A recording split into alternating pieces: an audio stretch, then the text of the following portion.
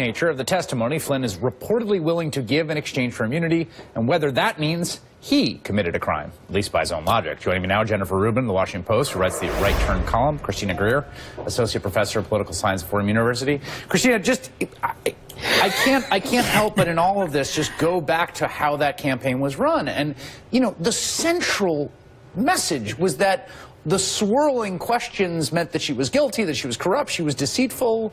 He's up there chanting, lock her up. It's just like, it's pretty stunning to go back to that footage. And he's saying that all while knowing that he has met with these individuals and he has taken money from particular individuals. And so if I were... Right, he said lock her up while he was a secret foreign agent for the Turkish government, yes, we should say. Right, yeah. That we know of. I mean, and that's just one of the dominoes that we know. I mean, now everything, you know, comes out, there's something new that comes out every single day. So the audacity that he's going to sit there and sort of consistently talk about chanting, you know, lock her up, and talking about her credibility and how she's untrustworthy, knowing good, he might be looking at severe jail time. I mean, you know, if he's lucky. And the issue with Trump is that Trump has no loyalty to anyone except for Trump.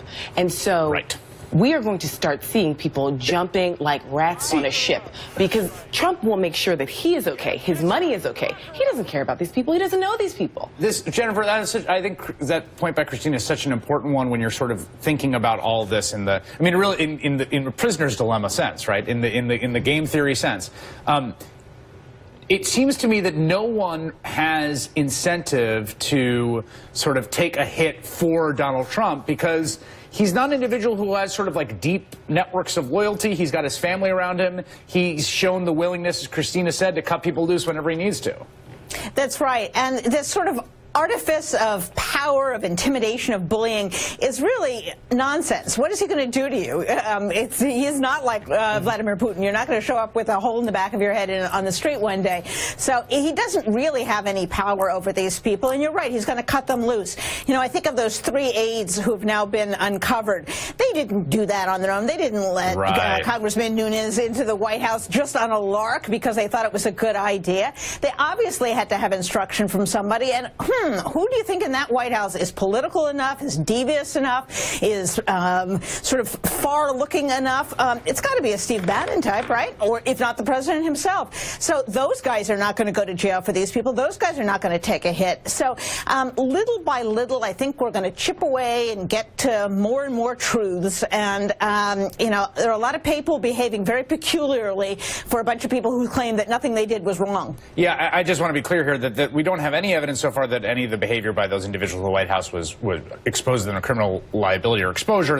They all have clearances. They accessed information for which they had clearances, it appears, and I just want to be clear, like, it may be inappropriate, but we have nothing to suggest at this point that there was a criminal infraction, just so we're sort of on the same page about that. But here's where Trump and his allies are in trouble, in the sense that, you know, LBJ understood the rules.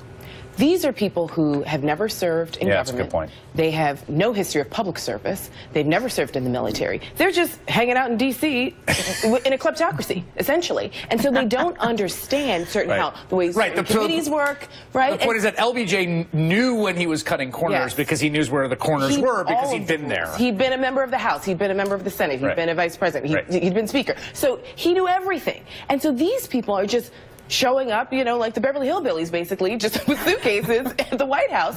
And there is no loyalty. And we know that Trump will tweet about anything, right, and then walk it back. But think about this with the health care bill, right? He tells the members of his party, if you don't vote for this bill, I'm going to make sure I go and primary you. The Koch brothers then say, if you do vote for this bill, we're going to make sure we primary you.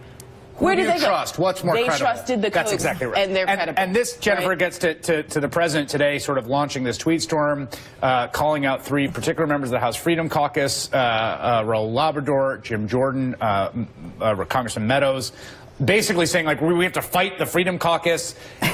You know, the problem, it seems to me, is, again, what is his leverage over this caucus at this point, particularly when he's at 35% in approval ratings?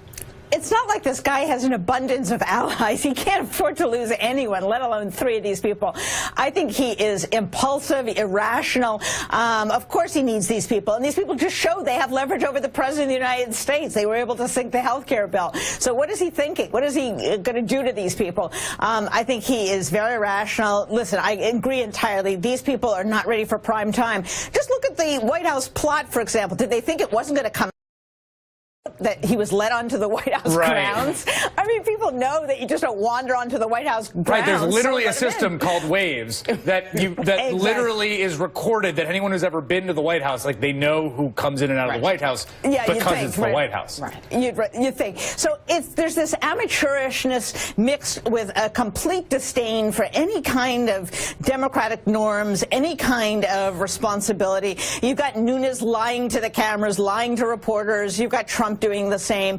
So I think at this point, you know, there's no honor among thieves, and I think they're all going to be turning on one another before this thing is out. Well, and the other thing is, you know, the most significant, you know, watching the president threaten these members explicitly on Twitter today, the point you made, you know, when you make a threat and you don't carry it out, that's a very dangerous thing in any situation, because you've now given away your credibility. Right. And the president and the White House were threatening these members. We're going to have a vote whether you like it or not, and you're going to have to be called on the carpet.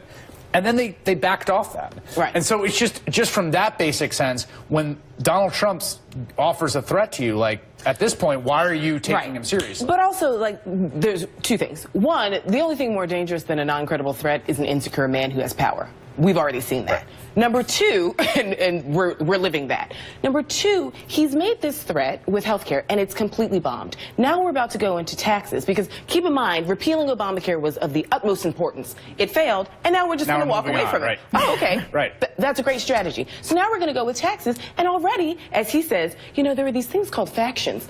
Well, it's like, maybe you should watch MSNBC a little bit more, because we've been talking about the factions in your party for quite some time. And it's not like these factions went away. He still has moderate Republicans. He still has party faithfuls. He still has the conservative That's the point, is that you can't steamroll the actual divisions that are there for structural reasons through sheer force of personality, because it is not an Atlantic City casino deal. Jennifer.